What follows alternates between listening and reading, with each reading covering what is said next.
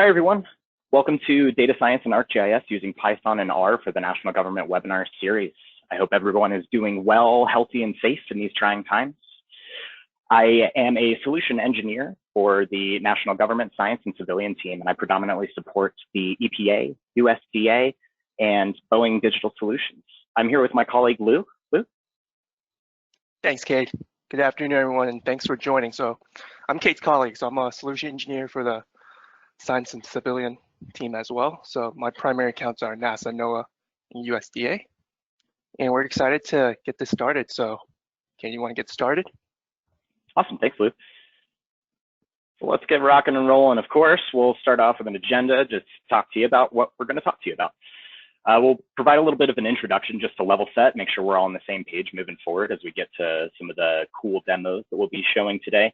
We're going to talk first about performing analysis using Python. We'll talk about ArcPy, the ArcGIS API for Python, and then I'll do a little demonstration.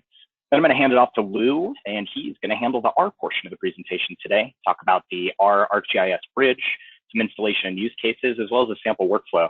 And hopefully we'll have a bit of time at the end, as Margie mentioned, for a little bit of question and answering. So if you're here, hopefully you have a good understanding of what data science is already, and I'm sure a majority of you have already seen this diagram, but for those who haven't, Drew Conway, an American data scientist and CEO of startup company Illuvium, published this back in 2010 to essentially become the de facto standard for describing data science in a nutshell. There are, of course, arguments for, arguments against, but I think for the purposes of this webinar, it does a really good job of talking about data science. So the most important overlap for me here is this little danger zone. And really, it's where hacking skills meet substantive expertise. This is called the danger zone because without math and statistics knowledge, it's incredibly easy to misinterpret the results of a model that you've hacked together. So when you add a solid knowledge of math and statistics, you end up with data science. So you're going to hear this a lot today. It's really important to choose the right tool for the job. So these include things like leveraging existing core analytics tools like spatial statistics, geostatistics, geoanalytics, and more. Increase efficiency in your workflows with the platform's interoperability by harnessing the power of third-party libraries right alongside your feature layers. Furthermore, the extensibility in ArcGIS is constantly evolving alongside the ever-changing data science community. These are some typical patterns of use that we've seen in data science. And don't really think of this as a checklist or a linear workflow, but more of an iterative guide to help answer complex problems. Let's dive in and take a quick look at each of these.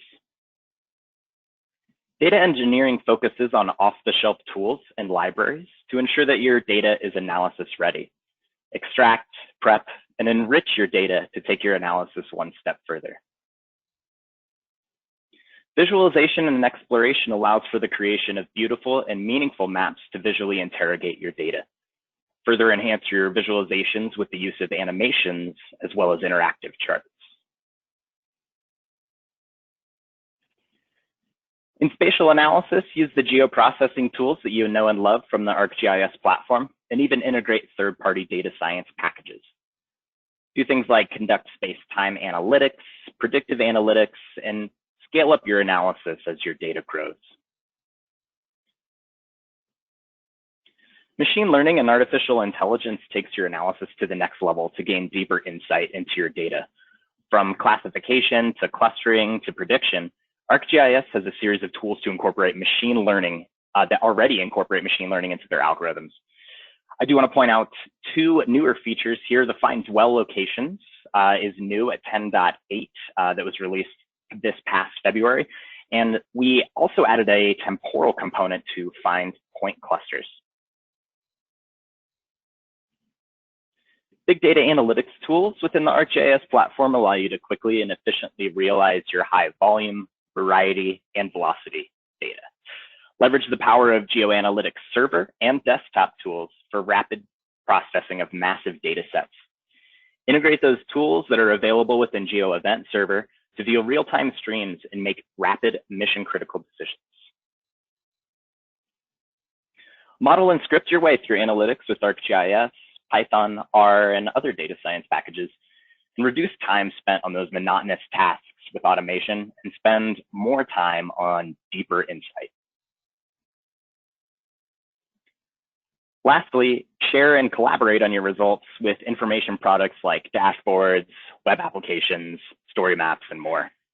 Communicate the information that matters most to your organization or engaged constituents.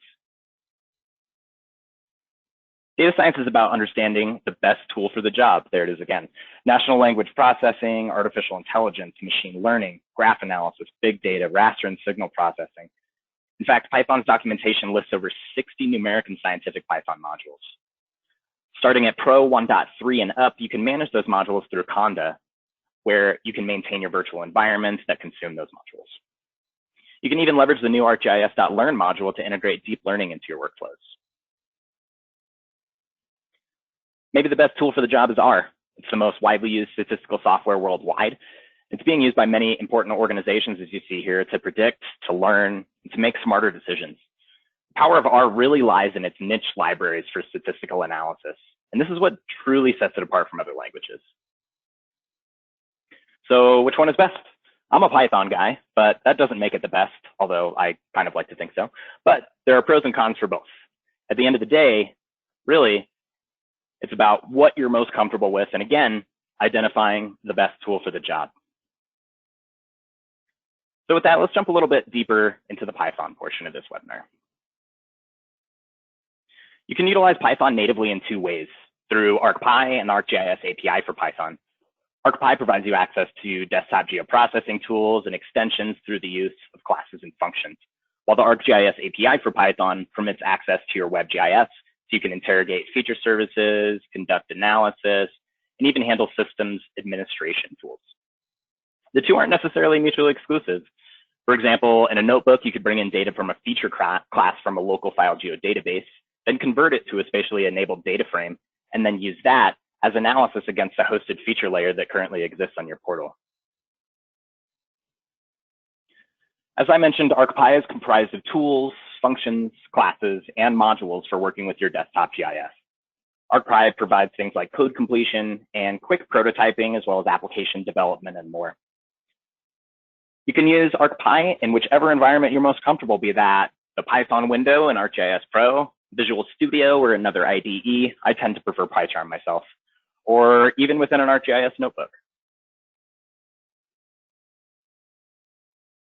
Harness the ArcGIS API for Python to access GIS visualizations, conduct analysis, and manage your spatial data all within your WebGIS, be that ArcGIS Online or your enterprise portal.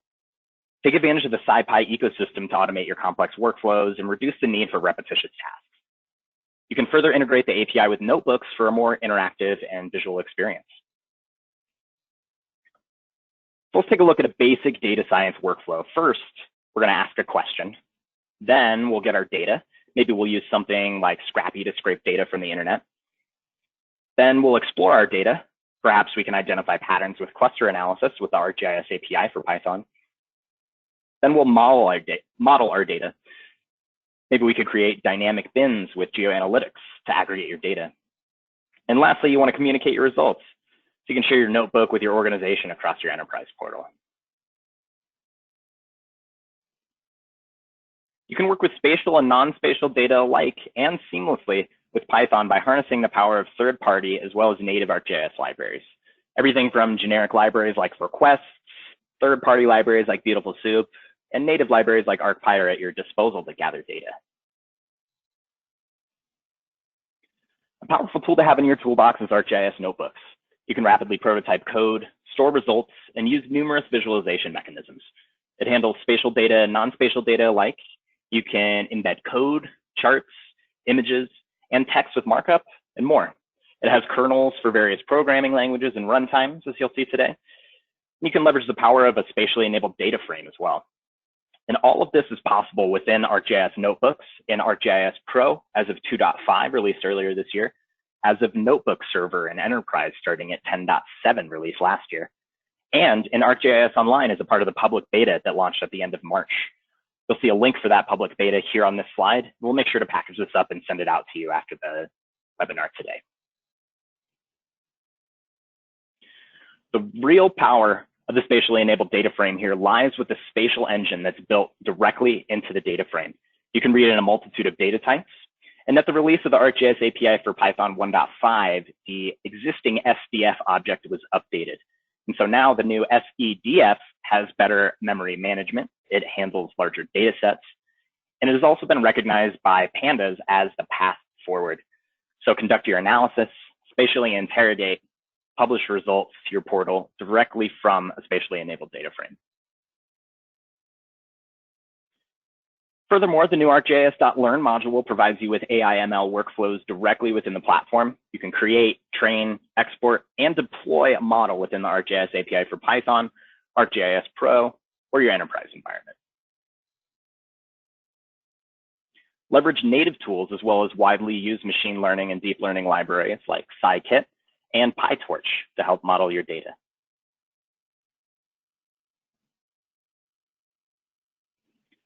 So let's take a look now at an example of harnessing Python to conduct data engineering, visualization and exploration, as well as spatial analysis. So I want to start by providing a little bit of context here. So in 2019, the California Department of Forestry and Fire Protection reported almost 7,000 fires, 3 fatalities, over 700 structures damaged or destroyed, and over 250,000 acres burned. So fires are inherently a spatial problem. Through exploratory analysis, we can start to understand a bit more about where fires occur to inform further investigation.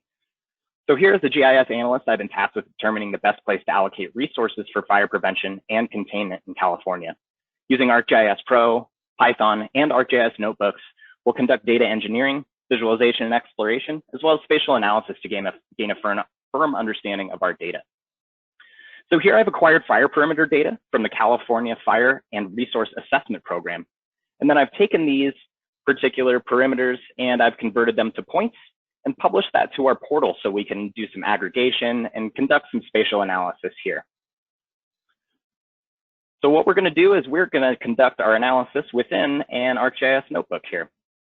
So again, ArcGIS notebooks launched last March at 10.7, and it allows for the creation of hosted Python notebooks that are tightly integrated with your portal. And so we're looking here at a notebook that is contained within an enterprise portal. So I'm going to just, in case you haven't seen this notebook environment before, just do a quick walkthrough here. I can add data directly from my portal and from my content here.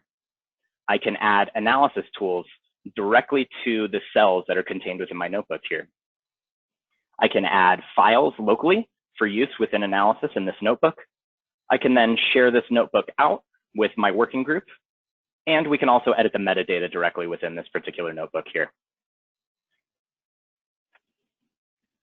So the first thing we're going to do is we're going to go ahead and import the necessary libraries that we need for this particular analysis. We're going to leverage the ArcGIS API for Python, as well as pandas, NumPy, and matplotlib. So here I want to point out the GIS module here. It's a unique parameter for enterprise notebooks that will access the current portal and then authenticate based on that. So I don't have to pass my password. I don't have to pass any of my credentials here. This makes it easier to share that notebook out to other folks within the GIS work group. So now that I have all my credentials in here, I'm going to go ahead and pull in that point data that I published to my portal from earlier.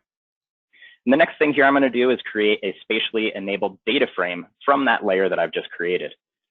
And just so you're aware, what I'm doing is I'm hitting Shift-Enter. And what that does is it's going to run this individual cell and then proceed to the next cell there. So now we have a data frame here with a shape column. So we know we have a spatially enabled data frame. And so the first thing that we need to do here is we need to do a little bit of cleaning on our data. And immediately, the first thing that I start doing is I want to drop all of our NA values because that is going to change our analysis. So we'll go ahead and drop those NaN and NaT values from this spatially enabled data frame. And if we go back and look up at the shape that I called earlier in this previous cell, we see that we have about 20,000 records. And we've dropped a little bit more than half by removing the NA and NaT values. And I know this because I've taken a look at the data and they didn't start collecting until about 1921 dates for these reported fires. So it's an aggregation of some other data. So now we're working with data that is 1921 and greater. So the next thing that we're going to do is we're going to clean up these alarm date columns here because this is in an epoch format, which is just a computer recognized number since 1970. So it's not very human readable. So let's go ahead and run this lambda function here, or an inline in-memory function and anonymous function It's going to run very quickly and clean up our data. So now we see that we have our alarm date column completely cleaned up here. And there's kind of a weird value up here. I don't think we're quite to the year 2106 yet. So that looks like it's an error. So let's go ahead and clean that up a little bit. If we scroll over here to the year column, we can see that this was from 2016. So it looks like this is just a fat fingers issue. So let's go ahead and use the .et function. We'll clean that up. And now we have some analysis ready data within our alarm date column that we can work with here. So the next thing we'll do is something very similar here for our containment date column. So I'm just going to go ahead and grab some of the values that we've already added up here in this cell, and we'll just add it right down here to a new cell. Next thing we'll need to do here is just go ahead and clean this up to match the column that we're looking at, and then just pass this value to the rest of my parameters. We'll go ahead and run this, and we'll call the head of that particular data frame. And I'm also seeing another issue that we have up here. Over at this index 2166, we can see an alarm date here that has a containment date of exactly 1 year later. That's a little bit suspicious. And I also happen to know that this data set stopped at 2018. So this is likely incorrect. We can verify by looking back over here at the year. We can see that's 2018. Let's do the same thing we did as above. Let's go ahead and clean that up to its proper value. And we're good to go. Great. So now we have this cause column here that we need to clean up a little bit. Right now it's in a float, and 11.0 doesn't really tell me anything about what the cause was for this particular fire. So we need to create something a bit more readable. So if we go look at the metadata, let's see if we can find some information about what those numbers mean. Let's cruise through our database description. Oh, here we go. All right, so this is the cause code column, and we have a description that matches up with each one of it. So these are integers. And we just need to do a little bit more cleaning so we can maybe match those values up. Initially, when I built this notebook, I wrote this big, long function here that hard codes all of these values, matches 1.0 over with lightning. And so I had to do a little bit of comparison. This is not very efficient. This took me a while to write, and it's not a function that I'm going to reuse. So instead, why don't we just harness pandas, and we'll pull in that metadata table from that particular web page. The first thing we need to do is we need to go ahead and pull out any of those floating values and convert those to an integer. So we'll just go ahead and cast that to an integer. Now we don't have float values here, so we can match it up. The next thing we need to do is pull in that metadata from that source web page. And so let's go ahead and pull that in, and we'll call it MD for metadata data frame. There we go. So now we have the column from our metadata that we were just checking out. Go ahead and clean that up a little bit just so we can understand it a little better. We'll clean up the columns here. Now we have a cause and description. And now what we need to do is we need to join this to our existing spatially enabled data frame. And to do that, what I'm going to do is I'm going to set the index for both of these columns equal to cause. And then I'm going to join this metadata data frame to our existing spatially enabled data frame based on that new cause index. Let's go ahead and run that real quick, see what it looks like. So now we have, you'll see cause is now our index on the left-hand side here. And then we should have a description value, although we're seeing NaN over here. And that's because if we go back and look at our metadata, we don't have a cause associated with number 1 here. So I'm going to assume that that's equal to maybe something other or unknown or undefined.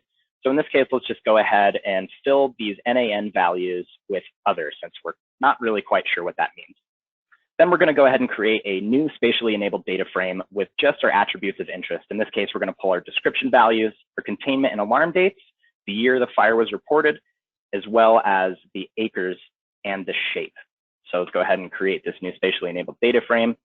So now we can go back and see that we have all of our zeros, now have a description of other. 1 is equal to lightning, 18 is equal to prescribed burn. Let's just go back and double check and make sure that that came over correctly in the join. 1 is lightning. 18 is prescribed burn. Good enough for me. So now we can start asking questions. The first question we'll ask here is, have the number of wildfires increased over time since 1921?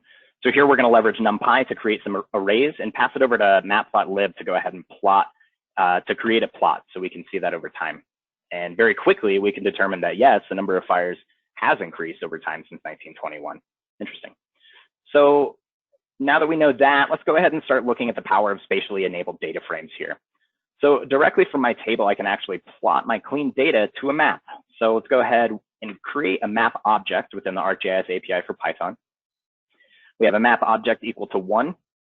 And then we're going to go ahead and use our spatially enabled data frame and plot that to our existing map object. And so the cool thing about this is actually completely interactive. So as soon as this passes, we see that we have this set as true.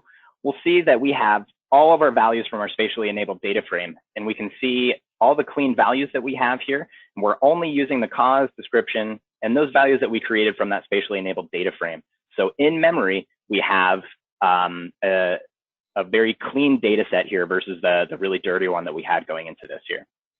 So the next thing we're going to do here is we're actually going to take our spatially enabled data frame now that we know it's clean and ready to go for analysis, and we're going to publish that as a feature layer to our portal.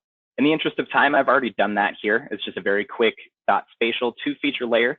That's going to go ahead and publish it to our portal. I've already done that in the interest of time, so let's just go ahead and pull it into our environment here as a variable called item. So now we have fires cleaned here. The next thing we're going to do is we're going to add some counties based on an existing feature layer that we had previously, and we'll add it to our existing map. So as soon as that runs, we can go back up to our map and see that now we have some county boundaries associated with it. So you can probably see where I'm going. I'm going to go ahead and do a quick aggregation here. So utilizing the summarized data module, I'm going to aggregate points. So I'm going to aggregate those spatially enabled data frame points to these county layers. And again, in the interest of time, this does take a couple minutes to run. I'm just going to go ahead and pull the result of that particular cell into our environment here. So the aggregation by county. And now the only thing that I want to display on my map is just that aggregation. So if we go back up to our map object, we can see that we've now removed those points from the initial spatially enabled data frame. And now we have some aggregated values and graduated symbols. So we can click on some of these here and we can glean a little bit of information from it here. We can see on the bottom, we have 404 fires that were aggregated to this particular county. That's great. We have a good way to visually inspect to see where some of these fires may be, but it's kind of difficult to click some of these individual ones and count maybe which had the highest value. So real quick, if we wanted to do that, we can pull out which county has the highest number of fires based on a query from that fire layer. Here, we're going to pull out the max statistic of point count, and then we're just going to print out which county has the highest number of fires. Here we can see that we have had 583 fires in Kern County since 1921. Heading back up here, let's just confirm that. Here's Kern County. There's Kern, and if we go to the bottom, we can see that we have 583 points. So this county seems to have a high number of fires since 1921. Still a bit more exploration here. So next, what we're going to do is determine which areas in California have had a large number of wildfires. So to do this, we're going to run a hotspot analysis utilizing the Analyze Patterns module. We're going to go ahead and call that California hotspots, and we'll just pull it into our data set here, into our notebook rather. Again, it does take a while to run, so in the interest of time, we'll just pull it in here. The next thing we want to do is just create a new map, and we'll plot the result of that hotspot analysis here. Great, so now we can see some hotspots. We have some hotspots here across the San Joaquin Valley. We have some cold spots up in the top, but if you know anything about hotspot analysis, I probably shouldn't have these holes in here. So if you can assume that a fire can take place most anywhere. So the way that hotspot analysis works, if there's an absence of point, the value over the surface actually needs to be 0 for a more accurate hotspot analysis. Currently, these values are set to null. So that is affecting the result of our hotspot analysis. So without a bounding polygon, again, that's a null value. So that affects the average across the entire state. So to fix this, we can actually add a bounding polygon to our hotspot analysis. So let's run this again with a bounding polygon. And in this case, the bounding polygon will just be the entire state of California. So let's bring that into our environment here. And I've previously run this analysis.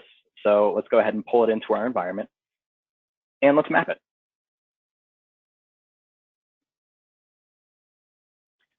There we go. That looks much better. So now we can still see that we have that hotspot right across above the San Joaquin Valley, but we have this new hotspot that emerged here that we didn't see before. So it's very important to understand how these processes run in order to create a more accurate representation of the data. So the last question we're going to ask here is which cause takes the longest to contain? In order to do that, we're going to create a new column in our spatially enabled data frame called days burned.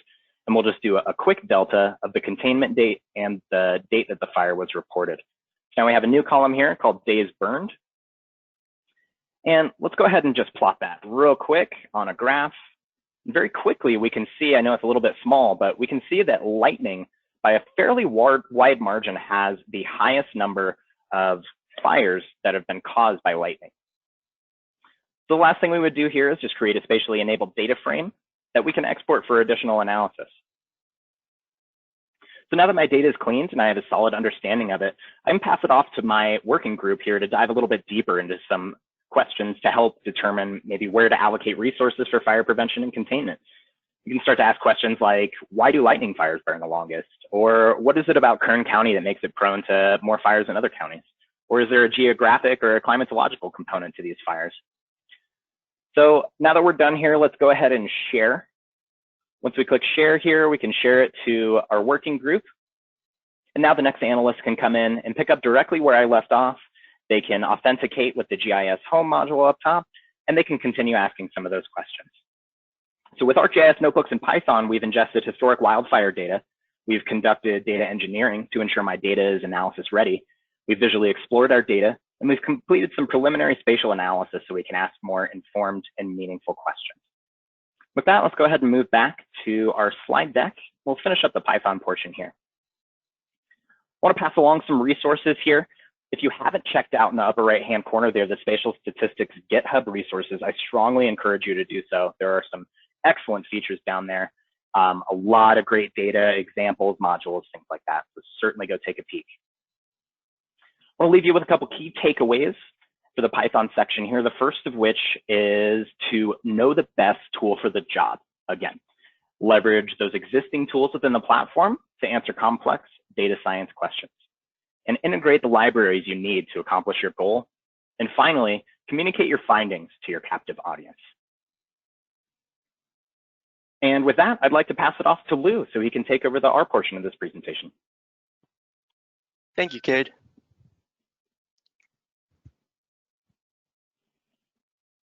So we got around 25 minutes left.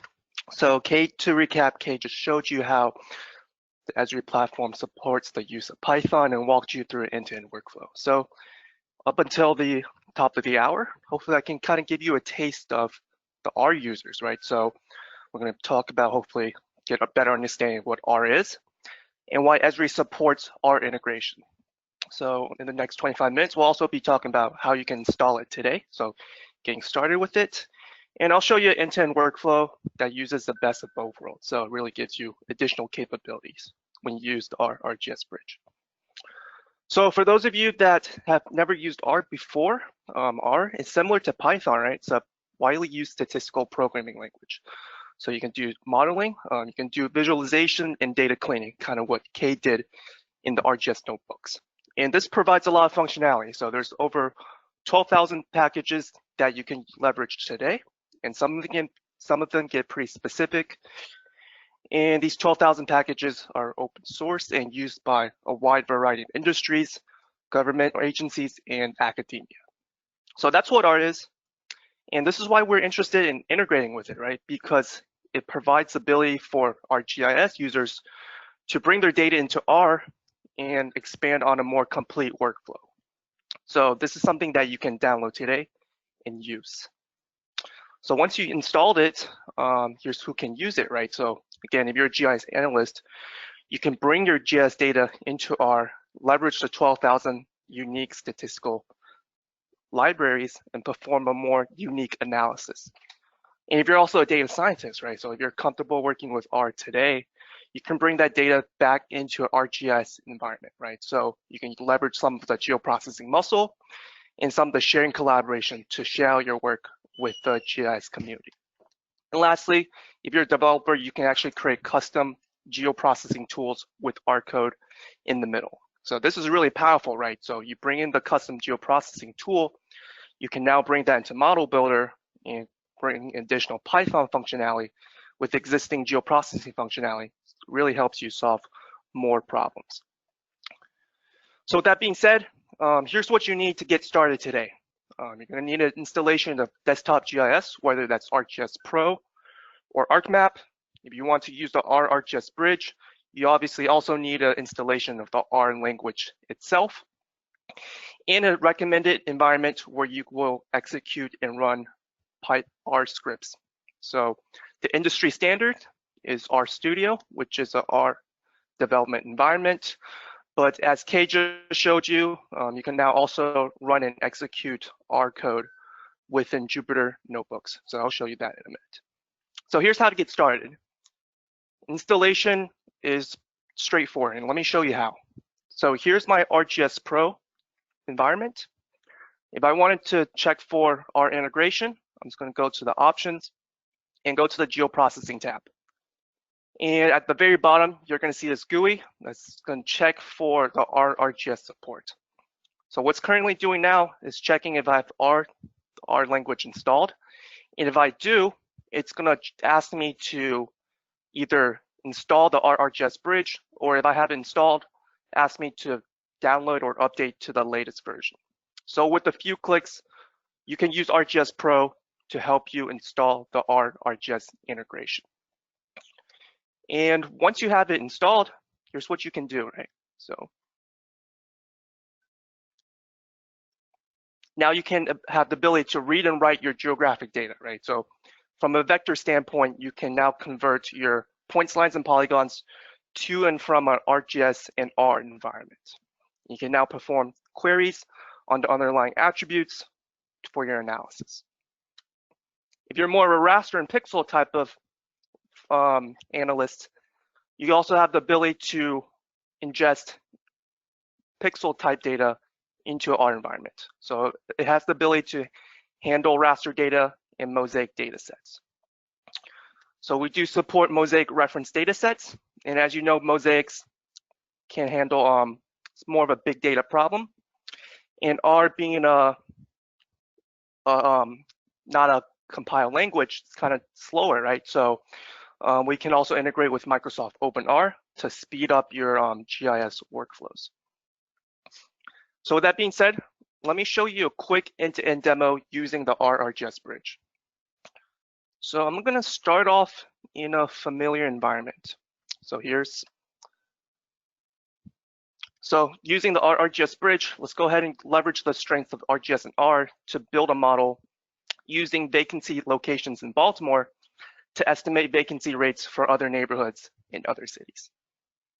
So we're going to do this in a familiar environment. So we're going to start off in ArcGIS Online. So here's ArcGIS Online, and here's a map of Baltimore.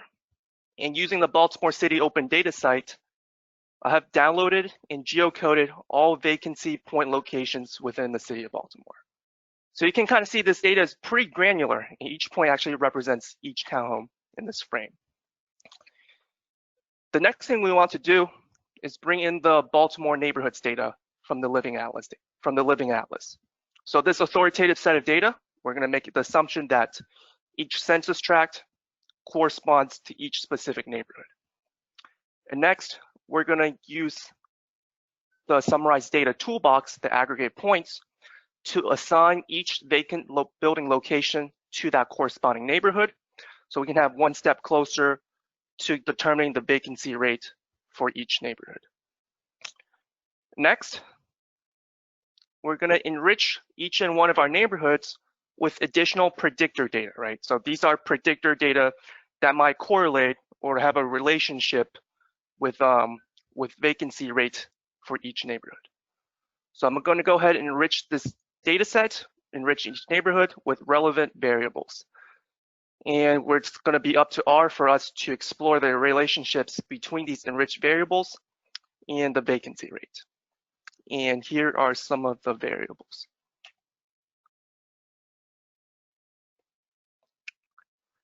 So some of them corresponds to poverty, disability, education, and crime. And as you can see here, we also enriched with some irrelevant variables, and we'll see if R can do a good job of eliminating these relationships. And once I've done that, I used the strength of ArcGIS Online to compile my initial data set, right? So I have this clean data table that I can now bring into R for analysis. So this is where I activate the ArcGIS bridge. So once I install the ArcGIS bridge using ArcGIS Pro, I can now call in an R environment. So in this case, I call the ArcGIS bridge and its functionality using the ArcGIS binding module and using the library function, as well as some other libraries that I can use. And once I have done so, I can now verify connect to my portal. And this is really useful because now using the ArcGIS bridge, I can now leverage services, web services from my ArcGIS Online or ArcGIS Enterprise account and grab the data from a WebGIS environment, in addition to layers from my file geodatabase or shapefiles. So from here, I'm licensing the file, and I can see exactly which account I'm connected to. And just like its Python counterpart, I can also check the documentation for each and one of these functions that are within the ArcGIS bridge.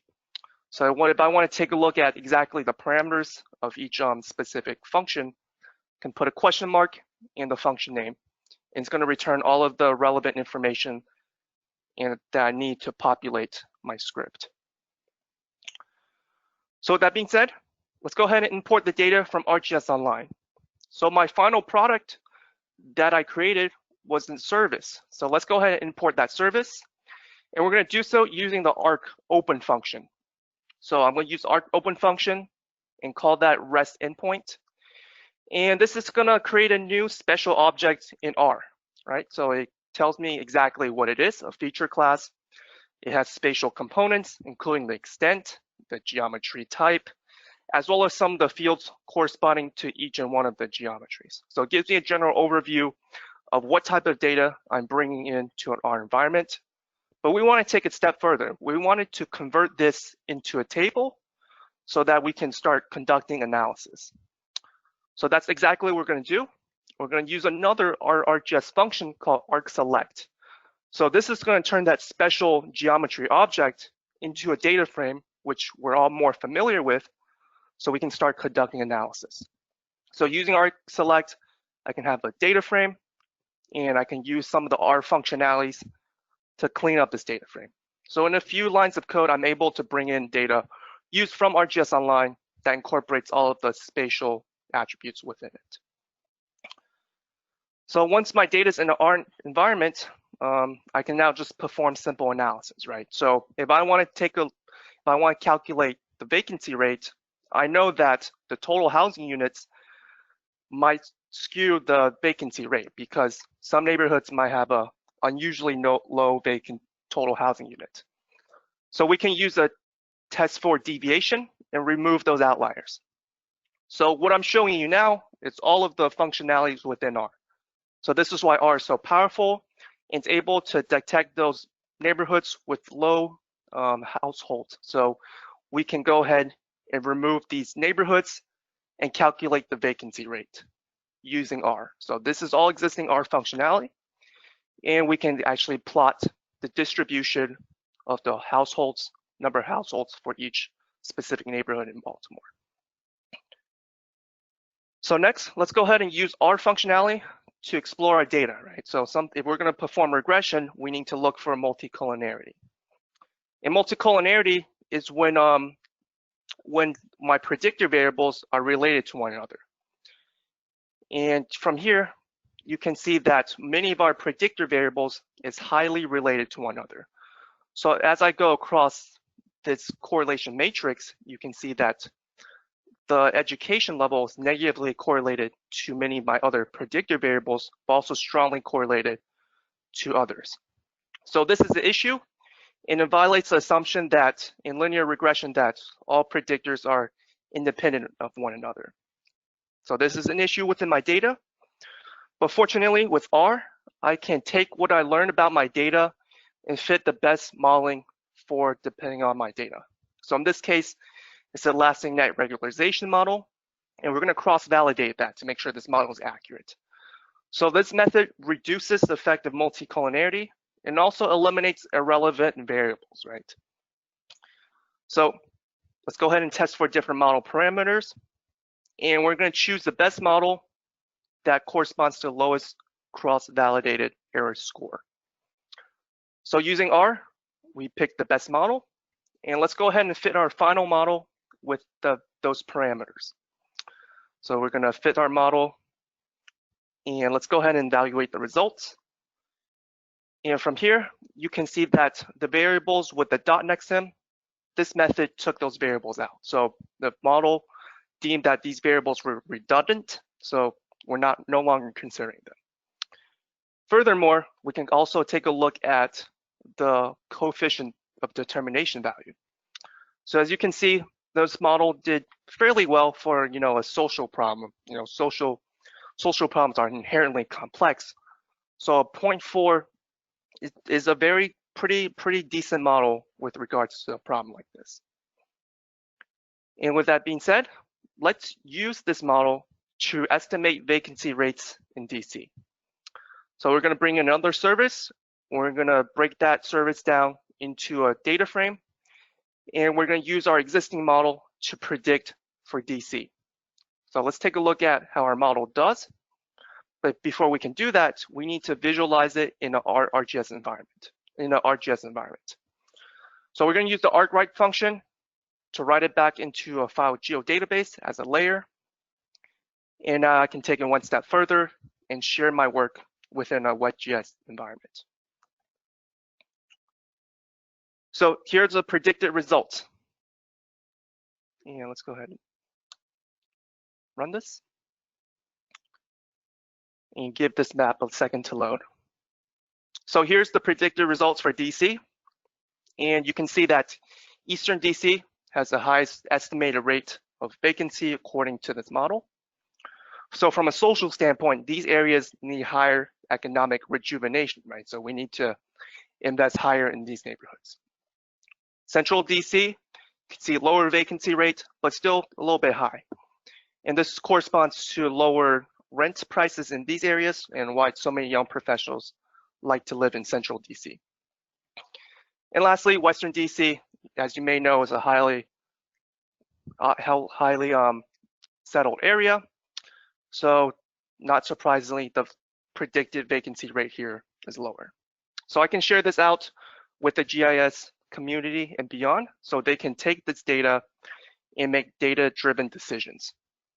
So with that being said, we've gone through an end-to-end workflow using the ArcGIS bridge. So we really did use the strengths of both environments.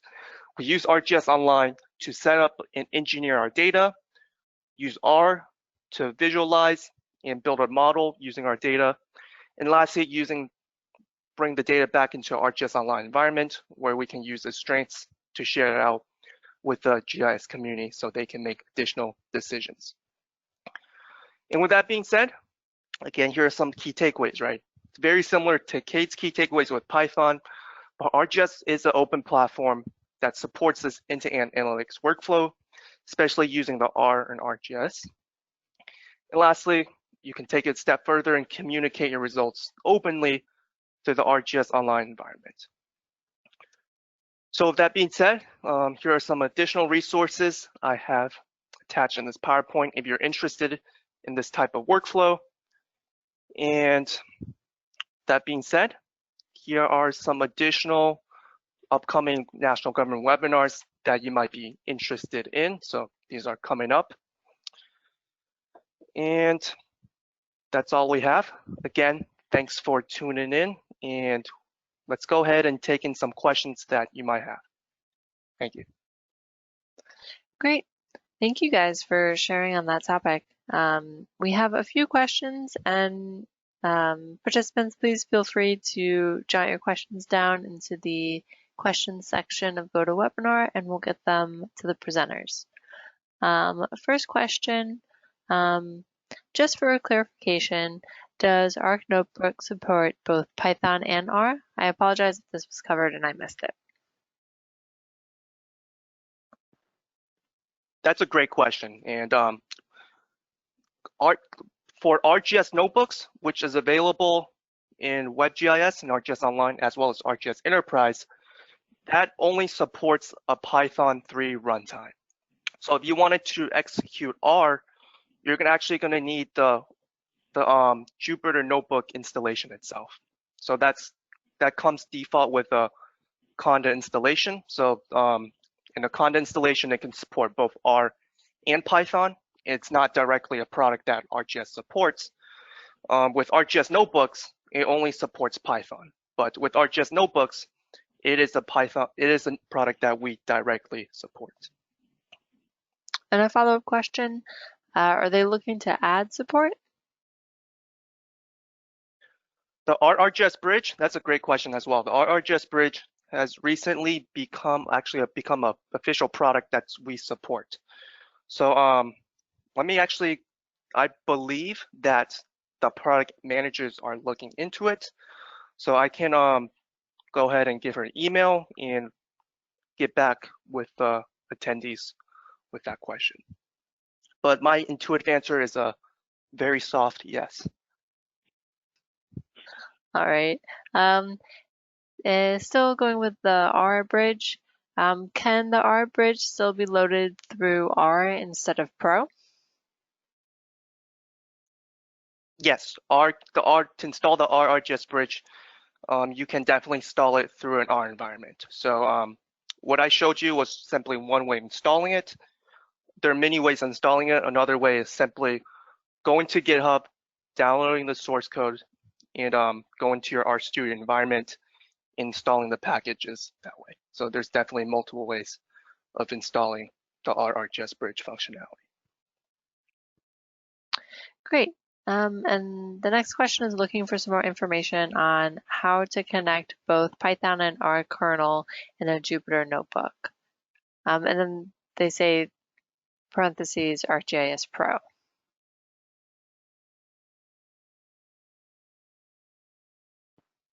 So I can take that one. As far as Jupyter Notebooks are concerned, you can leverage the Jupyter Notebook Manager to manage the kernels that you have access to. So that's kind of how you would have to handle that. Just to note, as Lou said, R isn't currently supported within the ArcGIS notebooks, but you could access both kernels within a Jupyter environment. So you would just need to look into the documentation on that. We can send some of that across if you would like. And just kind of a clarifying question, can you access Jupyter notebooks in ArcGIS Pro? I mean, kind of, right? So you can access items that are available within ArcGIS Pro, and you can authenticate using your ArcGIS Pro credentials, but you cannot access Jupyter notebooks directly within ArcGIS Pro. In that case, if you wanted to access within ArcGIS Pro, you would be leveraging an ArcGIS notebook within ArcGIS Pro, starting at 2.5 and up. Great. Next question. What makes PyCharm your preferred IDL? So what makes PyCharm my preferred IDE? I started in my previous position unable to access VS Code. So it's kind of just a personal / nostalgic preference for me. It's free, which is always good. And the majority of the work that I do is specifically in Python. So if I was doing coding in C++ or JavaScript, I might use VS Code. That way I can, leverage the different languages and all the links that are associated with it. I just prefer the look and feel of PyCharm, and it's pretty easy to access your ArcGIS Python interpreter to allow for ArcPy code completion that way. It's just what I'm used to. It's what I've always used, and it's what I prefer. Great. Next question. Do you need to have admin rights to your computer in order to use these tools? That depends wholly on your organization. I can't really speak to that. I think that would be a better question for your IT department. As far as, I guess it depends on which tool you're talking about, right? If you're talking about leveraging the ArcGIS Bridge, I would surmise that you can install that directly through ArcGIS Pro, but there could be limitations on what you're allowed to install into your existing applications. Again, it kind of depends on your IT department. If you were leveraging something like ArcGIS notebooks, that would be on an enterprise environment, you would likely need to have associated access to your enterprise portal to leverage that. So again, another question for your IT department. If you were using notebooks within ArcGIS Pro, I would surmise you can skirt the admin rights portion there because that comes pre-built with ArcGIS Pro. Depending on the installation, if you wanted to use Jupyter Notebooks, ArcGIS Pro comes pre-installed with Jupyter Notebooks, so that comes as a part of the installation. So depending on how they installed ArcGIS Pro on your machine, you would likely have access to that as well. I would take a look and see if you do. Sorry, I can't answer that more specifically.